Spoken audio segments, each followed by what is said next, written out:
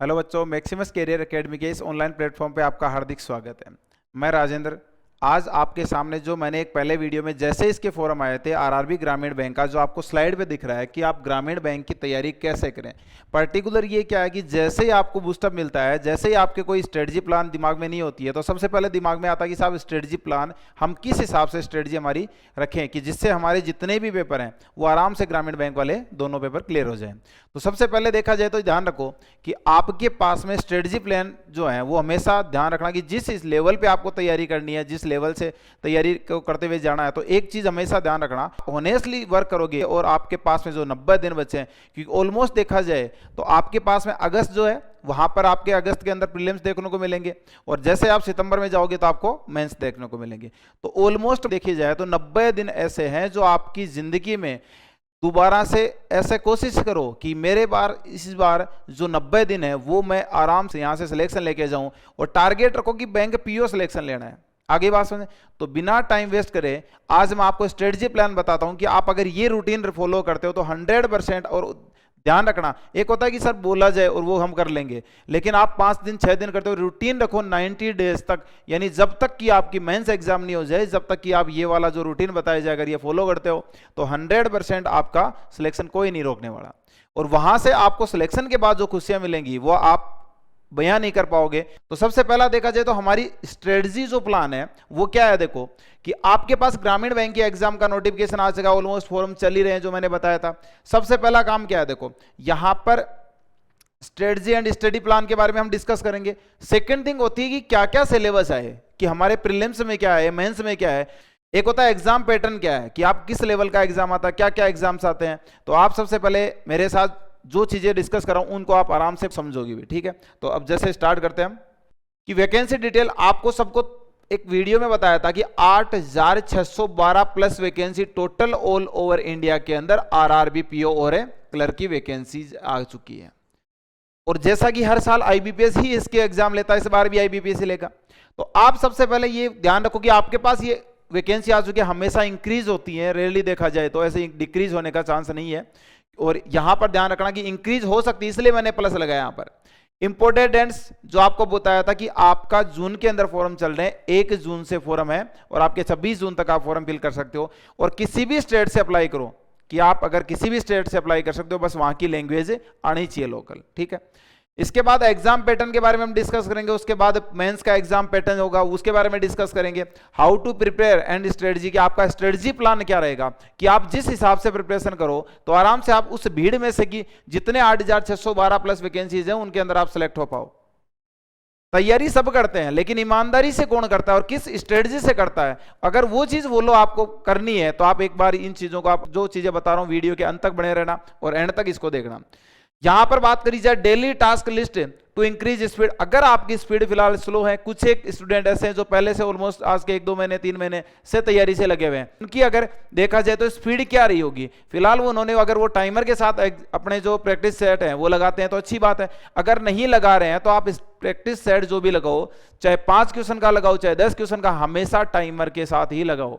इसके बाद की पॉइंट फॉर मॉक टेस्ट, जो भी आप मॉक टेस्ट लगाते हो तो उसके अंदर हम किस हिसाब से मॉक टेस्ट को दें कि मैं एक तो डिमोटिवेट भी ना हूं, क्योंकि कई बार मॉक टेस्ट ऐसे आ जाता है कि हम उस पर कई बार क्वेश्चन गलत हो गए तो हम खुद डिमोटिवेट हो जाते हैं। तो आप डिमोटिवेट तो होना ही नहीं है, क्योंकि अगर यहां से 1-2 क्वेश्चन नहीं आ रहा उसी में आप डिमोटिवेट हो गए तो क्योंकि आपको तो क्वेश्चन वहां पे जितने अटेम्प्ट करने हैं, तो हमेशा ध्यान रखना कि डिमोटिवेट तो होना ही नहीं है। चलो हम बिना टाइम वेस्ट करें करते हैं स्टार्ट। सबसे पहला आपके पास में आ रहा आरआरबी पीओ क्लर्क है, इसका प्रीलिम्स का जो एग्जाम है उसका पैटर्न कैसे होता है। तो जब भी आप प्री दोगे तो प्रीलिम्स का एडमिट कार्ड आने के बाद आपका जब सेस पहला पेपर होगा उसके अंदर आपको 45 मिनट का एक कंपोजिट टाइम दिया जाएगा, यानी 45 मिनट ऐसे होंगे जो आप प्री में पास करने के बाद आप मेंस में जाओगे। तो मान के चलो आप 45 मिनट के लिए प्रिपरेशन कर रहे हो अगर प्रीलिम्स की बात करी जाए, तो सबसे पहले ध्यान रखना इसके अंदर आता क्या है कि नेम ऑफ टेस्ट यानी न्यूमेरिकल एबिलिटी की बात करी जाए यानी मैथ, और दूसरा क्या था बताओ, रीजनिंग। तो 40 क्वेश्चन यहां पर मैथ के हैं, 40 है यहां पर रीजनिंग के। आपके पास मैक्सिमम नंबर भी 40 और मैक्सिमम यहां भी नंबर कितने हैं, 40। तो कुल मिला के बात यह है कि मैथ और रीजनिंग आती है, उसके अलावा कुछ भी नहीं आता ग्रामीण बैंक के पीओ चाहे क्लर्क को। तो यहां पर देखोगे तो सबसे पहले टोटल कितने मार्क्स 80, क्वेश्चन कितने 80। तो अब आपको फिलहाल ये करना है कि पहला तो प्रीलिम्स का आएगा, तो प्रीलिम्स के पेपर के अकॉर्डिंग आपको 80 क्वेश्चन पे 80 नंबर का जो टारगेट है उसको फोकस करना है।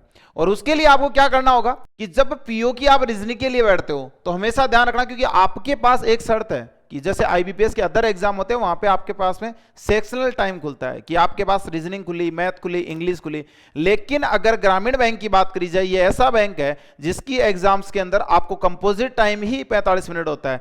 तो आप चाहे पहले रीजनिंग पे अटेम्प्ट करो चाहे मैथ पे, तो जो आपका स्ट्रॉन्ग है पॉइंट है उसी पॉइंट को आप अटेम्प्ट करो और फिक्स एक टाइम बाउंडेशन के साथ में। तो जनरली देखा जाए तो आपके पास में पीओ के अंदर रीजनिंग क्या आती है बताओ कि 22 क्वेश्चन या 20 क्वेश्चन के अप्रोक्स क्या आते हैं आपके पजल के क्वेश्चन बनते हैं। ठीक है, पजल का मतलब आप जिस पर प्रैक्टिस करो, जितनी प्रैक्टिस पजल पे करोगे उतना ही आप चमक के बाहर निकलोगे। ये कंडीशन होती है पजल्स की कि जितनी ज्यादा प्रैक्टिस करोगे उतनी ही आपकी पजल्स की सोल्व करने की टेक्निक में ब्राइटनेस आती है। सेकंड थिंग बात करी जाए इनइक्वलिटी, ये ऐसा टॉपिक है अगर आप प्रैक्टिस करते हो सही वे में तो 1 या 2 मिनट के अंदर आप 5 नंबर ला सकते हो। कोशिश ये रखना है कि 1 मिनट के अंदर आप 5 नंबर आराम से इनइक्वलिटी के ला सकते हो, क्योंकि ये एक कंसेप्टुअल क्वेश्चन है। डायरेक्शन के जो क्वेश्चन आते हैं वो अप्रोक्स 4 या 3 कई बार देखने को मिलते हैं, और सिलोक का क्वेश्चन होते हैं वो 3 या 5 देखने को मिलते हैं। अगर पजल का कई बार 22 आ जाए तो यहां पर 3 आ जाते हैं, अदरवाइज 20 आ जाए पजल के तो यहां पर 5 आ जाते हैं। तो सिलो का भी ऑलमोस्ट ऐसा है कि आप प्रैक्टिस करते हो तो 1 या 1.5 मिनट के अंदर 5 नंबर ला सकते हो। तो आपकी टाइम बाउंडेशन इसी हिसाब से होनी चाहिए, प्रैक्टिस इसी हिसाब से होनी चाहिए कि डेली 5 सिलोक लगाओ टाइमर को अरेंज करते हुए, और हमेशा जितना टाइम आपको अरेंज करना उसी के रिगार्डिंग आपको ये सिलोक, क्योंकि कंसेप्टुअल के अंदर आप आराम से कम टाइम में कर सकते हो, बट पजल ऐसा कंसेप्ट है कि आपको पजल को तैयार करने के लिए ये प्रैक्टिस प्लस कंसेप्ट दोनों मांगता है। तो पजल की बात करी जाए तो प्रैक्टिस जितनी करोगे उतनी ब्राइटनेस तुम्हारे टेक्निक्स के अंदर निखर के आएगी, और ऑन द स्पॉट एग्जाम के अंदर देखते ही आपको पता चल जाएगा कि साहब हमारे पास में इस पजल के अंदर ये तरीका लगाया था, क्योंकि एग्जाम में जितनी ज्यादा प्रैक्टिस करते हो वही चीज हमें देखने को मिलती है। इसके बाद बात करी जाए ब्लड रिलेशन के 3 क्वेश्चन अप्रोक्स आते हैं, वर्ड फॉर्मेशन का 1 क्वेश्चन या 2 क्वेश्चन आ जाते हैं कई बार शिफ्टों में। इसके बाद बात करी जाए पेयरिंग के क्वेश्चन होते हैं, या फिर कई बार देखो ये जो आपके पास शेड्यूल दे रखा है यहां पर कहीं से जैसे पजल 5 कम कर दी तो मिक्स सीरीज डाल देगा। तो कुल मिलाकर के बात यह है कि यहां पर आपको ये सारी चीजें देखने को मिलती है। तो डिपेंड करो कि आपको ये वाले फॉर्मेट जो है ये हमेशा ध्यान रखना है। आगे बात सुने, प्रैक्टिस किस हिसाब से करी जाए वो आगे चीजें हम डिस्कस करेंगे। फिलहाल चेक करते हैं कि किस हिसाब से कितने क्वेश्चन आते हैं। आरआरबी क्लर्क रीजनिंग के अंदर अगर मैं बात करता हूं तो जैसे ही आप क्लर्क की एक प्रीलिम्स में बैठोगे वहां पर जो 40 क्वेश्चन आएंगे आपके रीजनिंग के, उन्हें 40 क्वेश्चन के अंदर आप सबसे पहले देखोगे तो 20 क्वेश्चन आपको देखने को मिलेंगे अगेन किसके, पजल के। बस फर्क इतना होगा कि पीओ क्लर्क में थोड़ा बहुत वेरिएशन आएगा किसका, लेवल का, और बाकी का ना कोई कंसेप्ट है ऐसा कुछ कि पजल ऐसी यहां पर अगर ऐसे 1-2 मिनट में बनने वाली है तो वहां 10 मिनट में भी ना बने, क्योंकि लेवल थोड़ा बहुत ही ऊपर नीचे रहेगा, बाकी के कंसेप्ट वही रहेंगे सारे। इनइक्वलिटी की बात करें जाए अगेन वही इनइक्वलिटी यहां पर होगी, वही इनइक्वलिटी वहां पर होगी। बस फर्क ये रहेगा कि आपके पास में अगर वहां पे 5 डाटा 4 डाटा स्टेटमेंट और कंक्लूजन आ रहे हैं तो यहां पर 6 डाटा आ जाएंगे, या क्लर्क के अंदर 3 डाटा आ जाएंगे। तो वेरिएशन इतना ज्यादा नहीं होता। सेकंड थिंग बात करी जाए सिलोक 5 नंबर की आ जाती है, ब्लड रिलेशन आ जाता है, नंबर सीरीज आती है, लेटर सीरीज आ जाती है।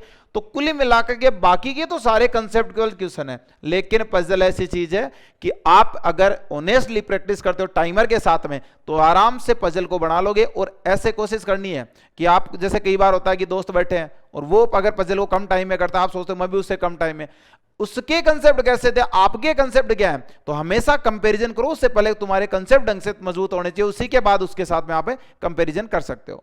तो ये एक यहां पर ओवरऑल देखा जाए तो रीजनिंग का प्लान है। ठीक है, तो रीजनिंग में जैसे आप मेंस में जाते हो कि पीओ आपका प्री क्लियर हो गया, प्री क्लियर होने के बाद मेंस में जाओगे तो एवरेज देखा जाए तो 17 नंबर आपके 17 क्वेश्चन पजल के बनते हैं, सिलोक के 3 बनते हैं। बस फर्क इतना होता है कि कई बार नॉर्मली सिलोक आ जाते हैं, कई बार यहाँ पे क्या होता है सिलोक के भी 2 तरीके होते हैं। एक क्वेश्चन में दे देगा, एक आपको क्वेश्चन आंसर में देके वहां से पूछेगा कि बताओ इसका स्टेटमेंट सही है या नहीं है, या कंक्लूजन के बारे में कुछ बोलेगा कि साहब कंक्लूजन जो दे रखा है उसका स्टेटमेंट ये है या नहीं। तो आपके कंसेप्ट क्लियर है तो चाहे अगला कुछ भी दे आप आराम से इस टाइम के अंदर कवर कर सकते हो। यहां पे इसके बाद बात करी जाए रैंकिंग होगी, लॉजिकल रीजनिंग के 6 क्वेश्चन अप्रोक्स, 2 क्वेश्चन इसके डायरेक्शन के हो गए। Data sufficiency it is the very important part of the reasoning का, और जो भी डाटा सफिशिएंसी के क्वेश्चन होते हैं। यहां पर आपके पास में केवल वो ये पूछता है कि साहब यहां से मैं इसका आंसर निकाल सकता हूं या नहीं निकाल सकता।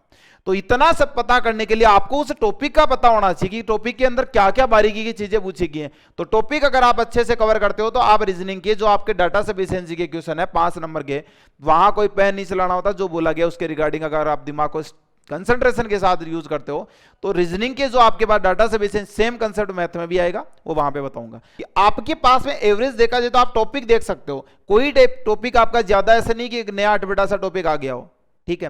तो यहां पर एक छोटा सा केस है, देखो मिसलेनियस क्वेश्चन हो गया, लेटर बेस्ड क्वेश्चन हो गया, ब्लड रिलेशन हो गया, डाटा सफिशिएंसी हो गया, डायरेक्शन हो गया, लॉजिकल रीजनिंग, रैंकिंग, सिलोग और पजल। तो आपको ये सारी चीजें आराम से कवर करनी है, आपके मॉक टेस्ट जो भी लगाओगे उस मॉक टेस्ट में आ जाएगी।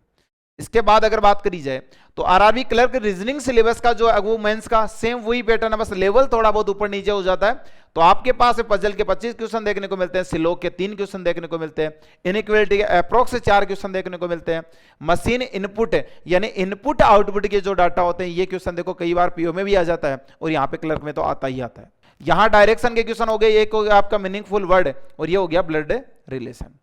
या आपके पास में क्लर्क का मेंस का लेवल है कि आपके सामने ये चीजें, तो आप देख सकते हो जो पेपर प्री में था वही मेंस में आता है, केवल इनपुट को छोड़ करके सारी चीजें सेम है।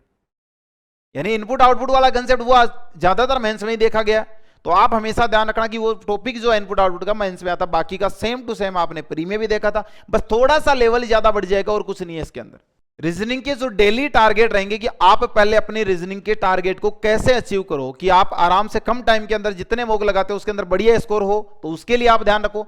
सबसे पहला केस आपको जो डेली टारगेट आपका कि 20 इनइक्वालिटी लगानी है 5-5 के सेट के अंदर, मतलब 4 सेट लगाने हैं और 4 सेट को आप कैसे लगाओगे, टाइमर के साथ में लगाना आपको। और ज्यादातर देखा जाए तो आपके पास में इनइक्वालिटी जो 1 या 1.5 मिनट तक का ही कवर होना चाहिए कि आप 1 या 1.5 मिनट के अंदर 5 इनइक्वालिटी आराम से आप सोल्व कर पाओ, इतना ही क्वेश्चन होता है इनइक्वालिटी का।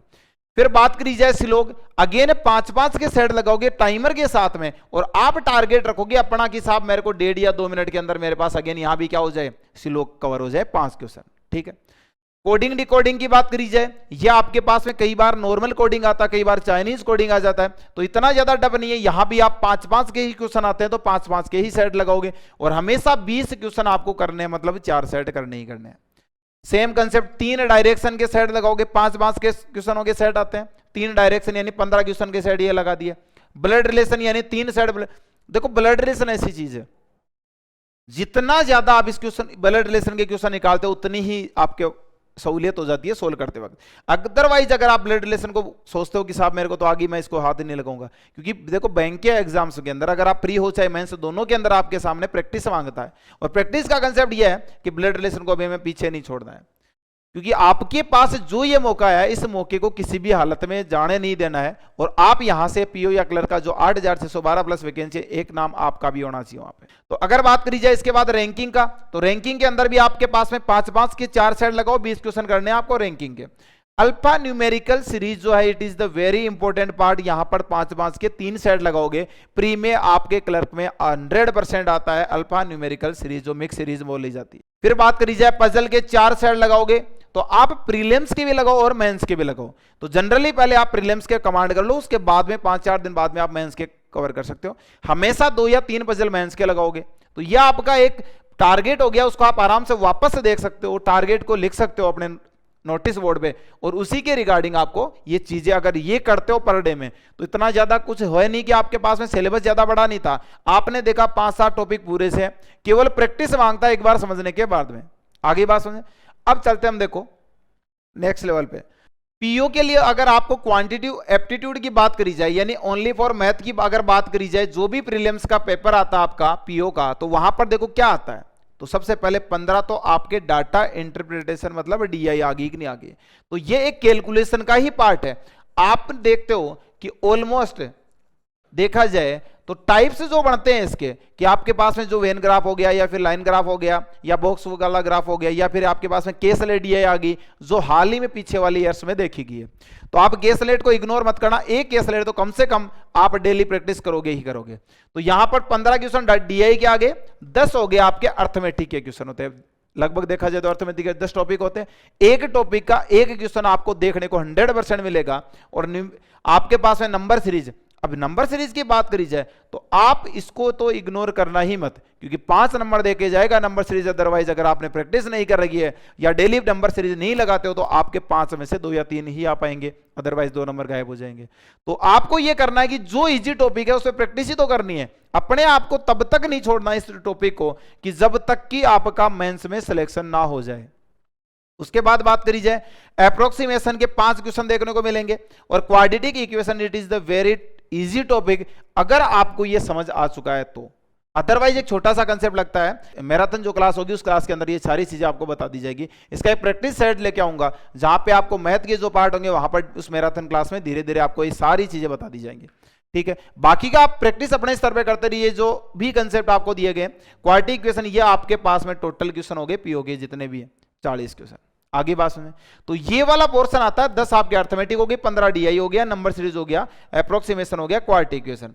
अब आप एक बार छोटा सा कंसेप्ट दिमाग में लगाओ कि सर 10 टॉपिक तो अर्थमेटिक के अगली हो गए, बाकी का सारा मैटर तो आपका कैलकुलेशन का है और जिसको हम हमेशा इग्नोर करते हैं। तो अब ध्यान रखना 15, 5, 20, 5, 25 और 5, 30 नंबर ऐसे हैं।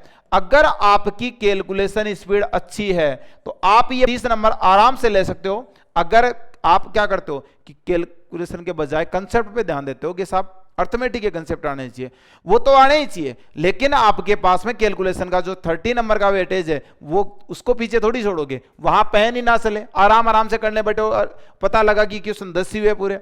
तो आप कैलकुलेशन को हमेशा इतना इग्नोर मत मानना कि आपका कैलकुलेशन का पार्ट ना हो पाए। इसके बाद अगर आपके सामने बात करी जाए तो सेकंड पार्ट आता है कि क्लर्क का क्वांटिटेटिव एप्टीट्यूड का जो सिलेबस है, यानी क्लर्क की जो मैथ होती है उसमें क्या क्या क्वेश्चन आते हैं देखो। तो वहां पर 10 क्वेश्चन आपके डीआई के, 13 अप्रोक्स अर्थमेटिक के बनते हैं, सिंप्लीफिकेशन के 12, कई बार सिंप्लीफिकेशन के 15 हो जाते हैं, अर्थमेटिक के आपके 10 हो जाते हैं। आगे बात सुने, तो यहां पर 5 हो गए आपके नंबर सीरीज। तो ऑल ओवर देखा जाए तो आप देख सकते हो कि यहां भी जो भी आपके नंबर हैं वो टोटल देखा जाए तो यहां पर 10, 12, 10, 22 और 5 27 से 30 नंबर आपके अगेन क्या है बताओ, केवल और केवल कैलकुलेशन का ही वेटेज है।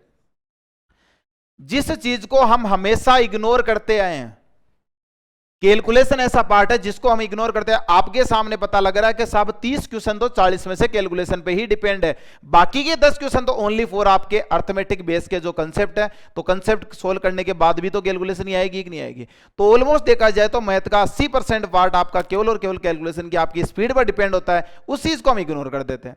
तो आप सबसे पहले ये ध्यान रखना, इसके बाद आपको बताया जाएगा किस हिसाब से आप सोल्व करो कि आपकी कैलकुलेशन स्पीड अच्छी हो जाए और आपके अर्थमेटिक के जो कंसेप्ट है वो भी सही हो जाए। तो आपको ये पता लग रहा होगा कि साहब किस टॉपिक के कितने क्वेश्चन आपके प्रीलिम्स में पूछे जाते हैं, किसके, क्लर्क के। इसके बाद अगर हम बात करें तो देखो किस हिसाब से आप सोल्व करना है। आपको देखो कि साहब टेबल है वो आप 1 से लेके 50 तक की अपने माइंड में रखना है, पहली बात तो। और ये रखना ही रखना है कि आपको ऐसा नहीं कि याद रखो कि सर रटा नहीं जा रहा, रटने वाली बात नहीं है। कंसेप्ट को दिमाग में रखो, चाहे टेबल याद हो चाहे ना हो। आपको अगर कोई ये बोले कि साहब 17, 7 कितना होता है, तो आपको टेबल आए ना आए उससे कोई वो इंपॉर्टेंट चीज नहीं है। आपको ये पता होना चाहिए इनका मल्टीपल कितना होता है। आगे बात समझे कि साहब 17, 7 119 होता है। आगे बात समझे 18, 5 कितना होता है, ये डिजिट देखते ही पता लगना चाहिए। ये सारा तब होगा जब आप बार बार इस पे प्रैक्टिस करोगे। स्क्वायर आपको अगर 1 से 36 तक आते हैं तो आप आराम से 136 से यानी 36 से लेके 136 तक जो शॉर्ट ट्रिक्स मेथड है उसको यूज करके कुछ ही सेकंड में 2 या 3 सेकंड में सोल्व कर सकते हो, जो कि आपको मैक्सिमस के ऐप पे शुरुआत के जो वीडियोस है वहां पर आपको देखने को मिलेंगे। अगर आप देखना चाहो तो देख सकते हो, क्योंकि अगर 36 तक स्क्वायर है तो 36 से लेके 136 तक के स्क्वायर आराम से आप कवर कर सकते हो। उसके बाद सेकंड थिंग ये होती है, क्योंकि अगर ये वाली कैलकुलेशन कर लेते हो, आपके कुछ एक ब्रह्मास्त्र ऐसे होते हैं कि कैलकुलेशन के अंदर आपको अगर यूज करना है तो आराम से उनको ब्रह्मास्त्र लगाओगे, लेकिन पहले आपको ये चीजें पता होनी चाहिए। इसके बाद अगर बात करी जाए तो क्यूब की बात करी जाए, 1 से 26 तक क्यूब याद रखना हमेशा के लिए, क्योंकि क्यूब से आप कंपाउंड इंटरेस्ट चक्रवर्ती ब्याज का जो कंसेप्ट होता है वो आराम से इजीली सोल्व कर सकते हो अगर 3 साल का टाइम आए। परसेंटेज फ्रैक्शन टेबल आपके माइंड में रहनी चाहिए, कितना परसेंटेज का क्या फ्रैक्शन होता है। स्क्वायर एंड क्यूब रूट पता होना चाहिए, बोर्ड मास का कंसेप्ट पता होना चाहिए फॉर सिंप्लीफिकेशन के लिए या अप्रोक्सीमेशन की जो भी बात करी जाए। तो सिंप्लीफिकेशन अप्रोक्सीमेशन को 30 से 10 यानी 15-15 के 2 सेट लगाने हैं विथ टाइम के साथ में, ठीक है। क्वाड्रेटिक इक्वेशन के 5 के 2 सेट लगाने हैं टाइम के साथ में, और कम से कम टाइम में, यानी ऑलमोस्ट आप ये रखो कि 2 मिनट के अंदर मेरे पास क्वाड्रेटिक इक्वेशन के 5 क्वेश्चन हो जाए। अगर आपके पास सिंप्लीफिकेशन अप्रोक्सीमेशन के 15 के अगर आप 2 सेट लगाते हो तो मान के चलो इन 15 क्वेश्चन के अंदर आप सिंप्लीफिकेशन अप्रोक्सीमेशन के जो सेट आते हैं तो आप मान के चलो कि साहब 4 मिनट के अंदर अंदर हो जाए। ये वाला आपका अचीवमेंट होना चाहिए, ठीक है। इसके बाद बात करी जाए 5 के 2 नंबर सीरीज, ये हमेशा रखना। इसमें एक नंबर सीरीज तो आप रखोगे कौन सा, मिसिंग नंबर सीरीज, और दूसरा नंबर सीरीज कौन सा रखना आपको, रोंग नंबर सीरीज, यानी रोंग नंबर सीरीज, और एक होता है मिसिंग। क्योंकि एक शिफ्ट में ज्यादातर देखा जाए मिसिंग आता है तो दूसरे में आजकल क्या आता है, रोंग। तो दोनों पे आपको कमांड करनी है। आपको पहले थोड़ी पता है कि साहब मिसिंग सीरीज ही आएगा मेरे या फिर रोंग सीरीज ही आएगा। फिर बात करी जाए डीआई आपको लगानी है 4 विथ टाइम, और आपके पास में 3 डीआई लगानी है मेंस की, 4 प्री की 3 मेंस की। उसके बाद अर्थमेटिक क्वेश्चन आप 20 से 30, और हमेशा मिक्स टॉपिक के रखना। एक बार आपका अगर कंसेप्ट तैयार हो गया तो उस टॉपिक के 20 से 30 क्वेश्चन ऐसे रखना कि आप उन टॉपिक के अकॉर्डिंग आप क्वेश्चन सोल्व कर सको, ठीक है। इसके बाद अगर बात करी जाए तो डाटा सफिशिएंसी के क्वेश्चन बहुत बार देखने को मिले, और यहां पर Q1 एंड Q2 टाइप, क्योंकि दोनों में सेम सा ही कंसेप्ट है। देखो डाटा सफिशिएंसी आपको कंसेप्ट आएगा तो ही हो कर पाओगे। Q1 Q2 के अंदर आपको आंसर नहीं निकालना है, सीधा सा कंसेप्ट ये बोलेगा कि साहब Q1 इतना है, तो या कोई ना कोई एक लैंग्वेज बोल देगा, छोटे छोटे 2 क्वेश्चन पूछ लेगा तो Q1 बड़ा है या फिर Q2 छोटा है, यानी जो भी बात करेगा उसके रिगार्डिंग। लेकिन डाटा सफिशिएंसी में आपको एग्जैक्ट आंसर के बजाय ये पूछता है कि बताओ मैं इस क्वेश्चन से आंसर निकाल सकता हूं या नहीं निकाल सकता। तो डाटा सफिशिएंसी तभी आप क्वेश्चन कर पाओगे जब आपके अर्थमेटिक के कंसेप्ट ऑल ओवर इक्वल हैं, जो वो आपको सही तरीके से समझ में आ रहे हो। अदरवाइज वो क्वेश्चन में सोल्व तो करना नहीं होता है। आपका कंसेप्ट जितना क्लियर है उसी के अकॉर्डिंग आप 1 मिनट में भी 5 क्वेश्चन कर सकते हो, और क्या पता 5 या 10 मिनट में भी ना हो पाए पूरे 5। क्योंकि कंसेप्ट आपने जिस लेवल पे तैयार करके जाओगे उसी लेवल के अकॉर्डिंग आपके डाटा सफिशिएंसी। लेकिन सबसे इजी कंसेप्ट है, 1 मिनट में 5 नंबर ले सकते हो यहां पे, अगर आपके अर्थमेटिक के टॉपिक क्लियर है। इसके बाद चला जाए, अब देखो जैसे आप मेंस में जाते हो तो मेंस में आपके पास में ग्रामीण बैंक, जिसके अंदर आप लोकल लैंग्वेज के अकॉर्डिंग एग्जाम दे सकते हो। मतलब इंग्लिश अगर आप वीक हो तो हिंदी चूज कर सकते हो, अगर हिंदी वीक हो तो आप इंग्लिश चूज कर सकते हो। दोनों के अंदर आपके पास में ऑप्शन रहते हैं, और एग्जाम के टाइम पर आप कोई सा भी लेना चाहो, आपका जिस पे कमांड हो, हिंदी का है हिंदी लो, इंग्लिश का है तो इंग्लिश। तो अगर आप इंग्लिश चूज करते हो तो इंग्लिश के अंदर आपके पास में क्या क्या वहां पे पॉइंट आएंगे, तो लगभग आरसी यानी रीडिंग कॉम्प्रहेंशन के 8 क्वेश्चन आपके पास में एग्जाम को देखने को मिलते हैं, 8 से 10 कई बार, ठीक है। इसके बाद बात करी जाए 5 से 6 मिलते हैं आपको सेंटेंस अरेंजमेंट के, ये इंग्लिश का पार्ट है। इसके बाद एरर डिटेक्शन के वो 3 से 4 क्वेश्चन देखने को मिलते हैं। पैरा जंबल जो है वो 5 क्वेश्चन देखने को मिलते हैं। वर्ड स्वैपिंग का जो केस है वहां पर 5 क्वेश्चन देखने को मिलते हैं। मैच द कॉलम वाले जो क्वेश्चन होते हैं आपके पास में, कॉलम बोलेगा इस लाइन या जो वर्ड दिया होगा और ये बोलेगा इसको मैच करो, कौन से के साथ ये मैच हो रहा है, ठीक है। तो ये 5 क्वेश्चन यहां पर देखने को मिलेंगे। डबल फिलर्स की बात करी जाए, ये 4 क्वेश्चन अप्रोक्स देखने को मिलते हैं, और सेंटेंस करेक्ट की अगर बात करी जाए तो 3 क्वेश्चन देखने को मिलते हैं। तो ये वाला पोर्शन आपका इंग्लिश का है, अगर आप इंग्लिश चूज करते हो तो। इसके बाद अगर बात करी जाए तो आप देखो टारगेट इंग्लिश का कैसे रखो कि साहब आपकी अगर इंग्लिश चूज करते हो तो किस हिसाब से सोलो, तो हमेशा 1 घंटे आप रीडिंग यानी कॉम्प्रहेंशन मतलब आरसी को दो, और हमेशा आरसी पढ़ो, उसके डिटेल से डाटा को पढ़ो। क्योंकि और बैंकिंग वाला कोई आरसी होता है, एडिटोरियल आता है, उसको ज्यादा प्रीफर करो, क्योंकि आपके सामने बैंक के सामने यही चीजें आती है, या फिर लेटेस्ट जो न्यूज चल रही होती है उसी का कोई आरसी पढ़ा करो, ठीक है। या फिर उसके बाद बात करी जाए 20 वोकैब डेली रखो अपने माइंड में, इनको करना ही करना है। एरर के बात करी जाए 5-5 के आप 4 सेट लगाओ, 20 क्वेश्चन एरर के लगाओ। पैराजंबल एंड सीटिंग अरेंजमेंट की अगर बात करी जाए तो 5 सेट आप पैराजंबल और सीटिंग अरेंजमेंट का, अगर आपका कंसेप्ट क्लियर है तो कुछ ही मिनटों के अंदर आप ये 5 सेट लगा सकते हो। इसके बाद बात करी जाए तो फिलर एंड वर्ड स्वैपिंग के 15-15 के आप 2 सेट लगाओ, या फिर 10-10 के 3 सेट लगाओ। तो आप ये 30 क्वेश्चन आपको डेली करने हैं। फ्रेजल रिप्लेसमेंट के जो क्वेश्चन होते हैं वह आप 30 क्वेश्चन लगाओ, यानी 15-15 के 2 सेट लगा सकते हो। आरसी के लिए बोला जाए 2 सेट लगाओ, और उसके बाद बात करी जाए तो क्लोज टेस्ट है वो आप 2 सेट लगाओ।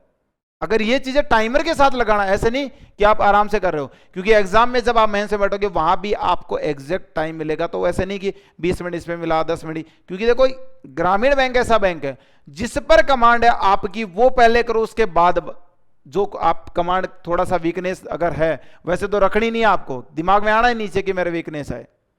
इसके बाद अगर बात करी जाए तो आप ये देखो आरआरबी के लिए पीओ क्लर्क की अगर हिंदी का सिलेबस है तो हिंदी में क्या क्या आता है, ये बहुत बार लड़कों ने पूछा है। तो हिंदी में आपके नॉर्मल कंसेप्ट है, देखो 10 क्वेश्चन आपका एक गद्यांश आएगा, वाक्य में जो त्रुटि होगी उसके लिए 5 क्वेश्चन देखने को मिलते हैं, खाली स्थान जैसे इंग्लिश में फिलर आता था यहाँ रिक्त स्थान हो जाएंगे 10 क्वेश्चन अप्रोक्स, वाक्य को अरेंजमेंट करना उसके 1 क्वेश्चन हो जाएगा, व्यवस्थीकरण की बात करी जाए, समानार्थी के 2, विलोम का 1, शब्दकोश के 7 क्वेश्चन पूछे जाते हैं। ये पिछले 2 साल से देखने को मिला है, ये बहुत इंपॉर्टेंट चीज है, ध्यान रखना।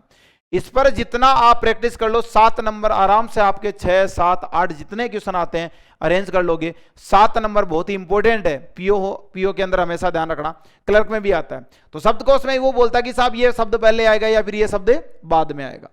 मुहावरे लोकोक्तियों के 2 क्वेश्चन और यहां पर प्रत्यय और उपसर्ग के 2 क्वेश्चन। तो देखा जाए तो बाकी की सारी चीजें आपको ये हिंदी के अंदर बता दी गई है कि क्या क्या इसका लेवल आता है, इतनी ज्यादा व्याकरण नहीं आती है। बस आप तो जो कंसेप्ट होते हैं कि रीडिंग वाला पार्ट वो ज्यादा आता है, दूसरा होता है कि साहब आप शब्दकोश का जो मेन पार्ट है 6-7 क्वेश्चन पिछले 2-3 साल से देखने को मिल रहे हैं, तो इस पर आप अच्छे से टारगेट करो।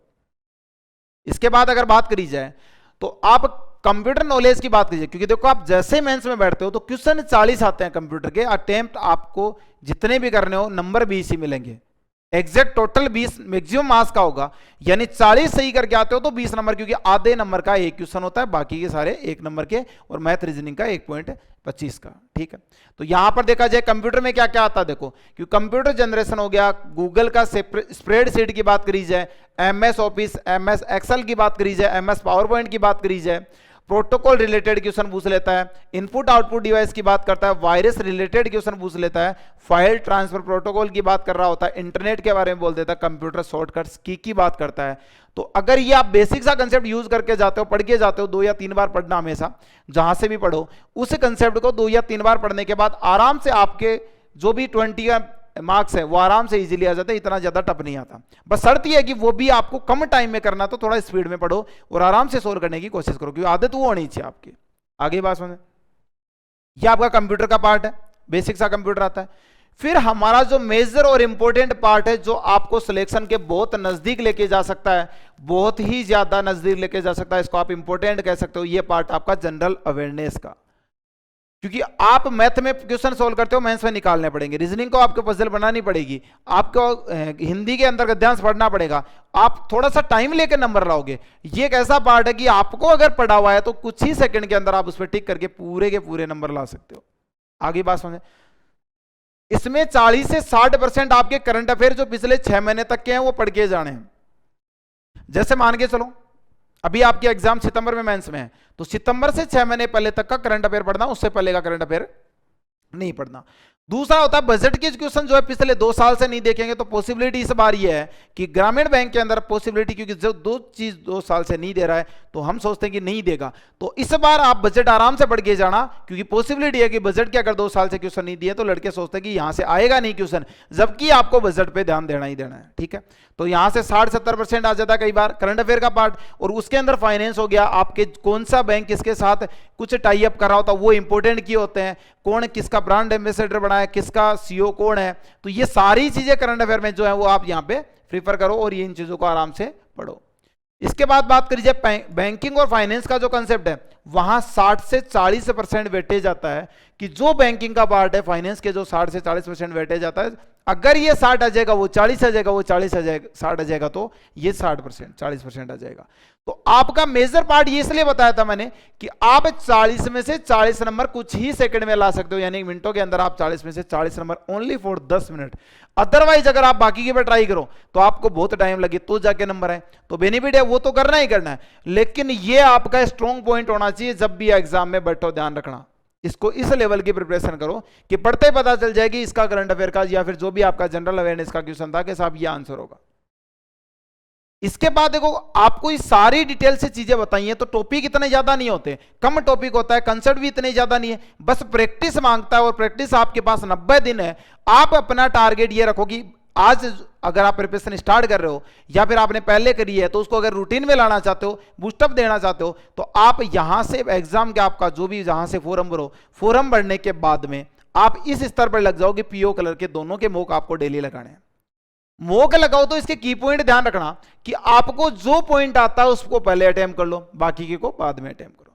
मान के चलो मैथ में आपका परसेंटेज का कोई टॉपिक था, उसका कोई क्वेश्चन गलत हो गया, तो अगर इस क्वेश्चन को कमांड करना है अच्छे से, तो पूरे के पूरे टॉपिक के सारे कंसेप्ट उस टेस्ट के बाद वापस अपने दिमाग में एनालिसिस करो, क्योंकि एनालिसिस ऐसा पार्ट है जो आपको सिलेक्शन के बहुत नजदीक लेके जाता है। जितना हम एनालिसिस कम करेंगे उतना ही सिलेक्शन से दूर हो जाएंगे। तो हमेशा एनालिसिस मतलब अगर आपने परसेंटेज का टॉपिक गलत हो गया कोई क्वेश्चन, तो आप पूरा टॉपिक को चेक करो कि साहब क्या क्या कंसेप्ट होते हैं, तो आपका कुछ ही सेकंड के अंदर यानी 30 मिनट के अंदर पूरा, या 40 मिनट 50 मिनट में टॉपिक कवर हो जाएगा। दोबारा से इस टॉपिक का कोई क्वेश्चन गलत नहीं होगा। ऐसे आपका अर्थमेटिक का हर पार्ट जो है आप यूज कर सकते हो। बाकी के नंबर सीरीज वगैरह अगर आप डेली यूज करते हो तो आपको देखते पता चल जाएगा कि साहब ये सीरीज होगी। की पॉइंट हमेशा ध्यान रखो, सेम कंसेप्ट इसी के बाद अगर बात करी जाए तो रीजनिंग के अंदर आप जो पजल आपको अगर एक बार पढ़ी, कुछ ना कुछ डाटा को आप आराम से पढ़ना। अगर डाटा गलत पढ़ लिए तो आप उसको 2-3 बार इंस्टेंट पढ़ोगे तो गलत ही होगा। अगर पजल लग रही है कि साहब गलत है तो उसको इंस्टेंट छोड़ दो, वहां पर थोड़ा आगे जाओ, वापस घूम कर आओगे तो वो जो डाटा आपने गलत पढ़ा था वापस सही पढ़ा जाएगा। अदरवाइज उसको 3-4 बार, क्योंकि दिमाग में वहां पर प्रेशर होता है, तो प्रेशर को तो लेना ही नहीं है। फ्रीली माइंड आपको टेस्ट देना, यहां जो मॉक दो उसी मॉक के अकॉर्डिंग वहां पर आप मॉक देना है, ठीक है। तो आप बिना प्रेशर एग्जाम के अंदर मॉक दोगे यहां पे फिलहाल, और मॉक से आपकी प्रैक्टिस बन जाएगी। और रीजनिंग के अंदर भी सेम कंसेप्ट यूज करना है। जितना कम टाइम आप ज्यादा क्वेश्चन करते हो उतना बेनिफिट है, लेकिन एक चीज ध्यान रखना कि एक्यूरेसी आपकी स्ट्रांग होनी चाहिए। एक्यूरेसी अगर स्ट्रांग होती है तो आपको आईबीपीएस ऑटोमेटिकली कुछ बोनस नंबर दे देता है कि आपके अगर 80 में से आपने 77 अटेम्प्ट करें और पूरे 100% सही है तो आपको पॉसिबिलिटी है कि पूरे 80 ही आ जाएं। क्योंकि हमेशा बैंक क्या बोलता है कि अगर आप जितने ईमानदार रहोगे उतना ही हम भी आपकी तरफ ईमानदार रहेंगे, आपको बोनस दिया जाएगा। एक तरीके से बैंक में जाने के बाद जो जॉब करोगे वो फिलहाल यहीं से वो स्टार्ट कर देता है। तो आप हमेशा ध्यान रखोगे कि जब जब आपको बैंक की कोई एग्जाम देनी है तो आप एक्यूरेसी का खास तौर से ध्यान रखोगे, और वो यहां से ही ध्यान देना है कि ऐसा नहीं कि एक्यूरेसी मैं वहीं यूज करूंगा। यहां आप 100% एक्यूरेसी। दूसरा, जो क्वेश्चन आपका टॉपिक का क्वेश्चन गलत होता है उस टॉपिक पे आप आराम से चीजें कवर करो और आपका आंसर आ जाएगा कि आप सिलेक्शन हो चुके हो आफ्टर प्रैक्टिस, ठीक है। तो मेन चीज आपको मैंने आज इतनी चीजें बताई हैं, ये कि स्ट्रेटजी प्लान है। अगर आप इसी के रिगार्डिंग चीजें कवर करते हो और ऐसे ऑनेस्टली से, एक वर्ड बोलता हूं हमेशा कि साहब होनेस्टली, यानी आपके पास में ईमानदारी तो होनी चाहिए। क्योंकि अगर आप ईमानदार हो और ईमानदारी से इतनी चीजें, सारी चीजें जो आपको एक वर्क के लिए बताया था, एक छोटा सा प्लेटफॉर्म बताया मैंने कि इस हिसाब से कर सकते हो, बाकी ये कुछ कर ही रहे होंगे तो जो कर रहे हैं उनको तो बहुत अच्छी बात है, और जो नहीं कर रहे हैं तो वो आप देखो इतना ज्यादा टाइम नहीं है, आप कम टाइम में सिलेक्शन लेने के लिए अगर ये चीजें करोगे तो आपको खुद को ही कॉन्फिडेंस आ जाएगा। एग्जाम से पहले कॉन्फिडेंस तभी आएगा जितने ज्यादा पेपर दोगे।